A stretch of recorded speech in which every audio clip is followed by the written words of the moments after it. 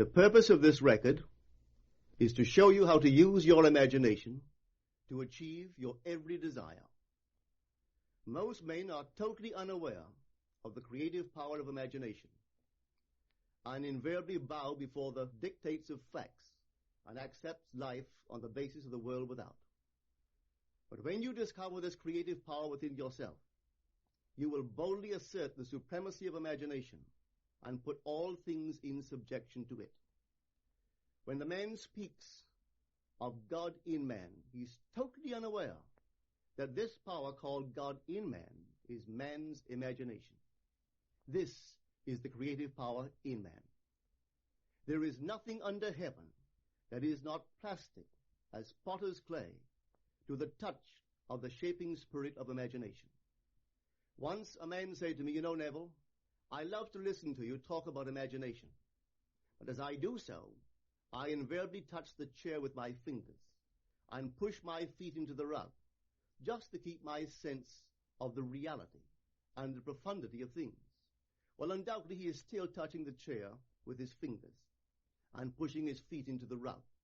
But now let me tell you another one who didn't touch with her fingers and didn't push that foot of hers onto the board of the streetcar. It's the story of a young girl, just turned 17. It was Christmas Eve, and she is sad of heart. For that year, she had lost her father in an accident, and she's returning home to what seemed to be an empty house. She was untrained to do anything, so got herself a job as a waitress. This night is quite late, Christmas Eve. It's raining. The car is full of laughing boys and girls home for their Christmas vacation. And she couldn't conceal the tears. Luckily for her, as I said, it was raining. So she stuck her face into the heavens to mingle her tears with the rain. And then holding the rail of the streetcar, this is what she did. She said, "This is not rain, but this is spray from the ocean. And this is not the salt of tears that I taste, but this is the salt of the sea in the wind. And this is not San Diego. This is a ship, and I'm coming into the Bay of Samoa." And there she felt the reality of all that she had imagined. Then came the end of the journey, and all are out. 10 days later, this girl received a letter from a firm in Chicago saying that her aunt, several years before, when she sailed for Europe, deposited with them $3,000 with instructions that if she did not return to America, this money should be paid to her niece.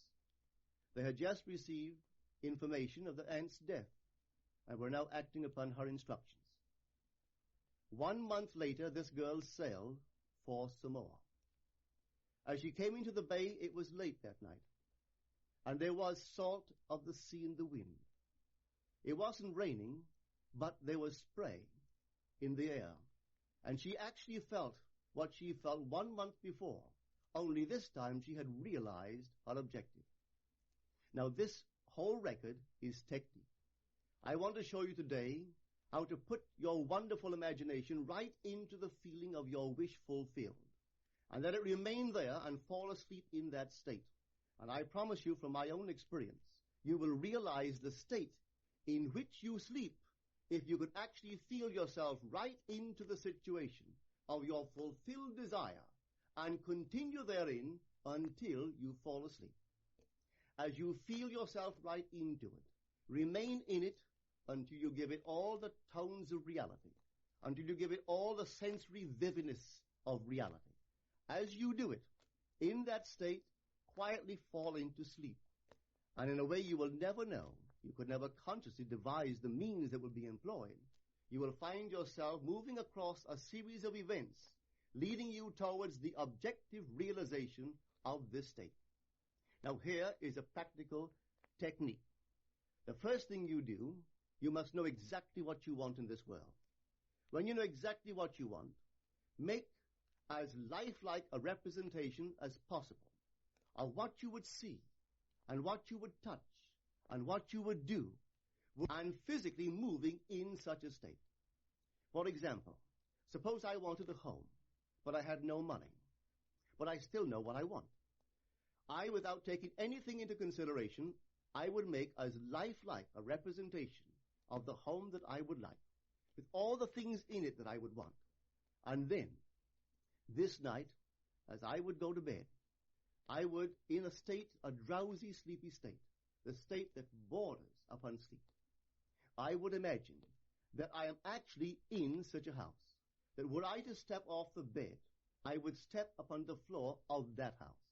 Were I to leave this room, I would enter the room that is adjacent to my imagined room in that house. And while I am touching the furniture and feeling it to be solidly real, and while I am moving from one room to the other in my imaginary house, I would go sound asleep in that state. And I know that in a way I could not consciously devise, I would realize my house. I have seen it work time and time again.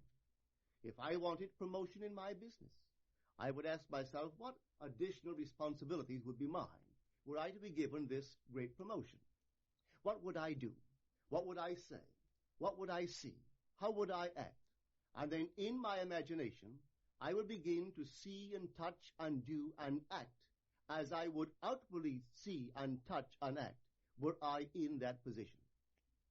If I now desired the mate of my life, were I now in search of some wonderful girl or some wonderful man, what would I actually find myself doing?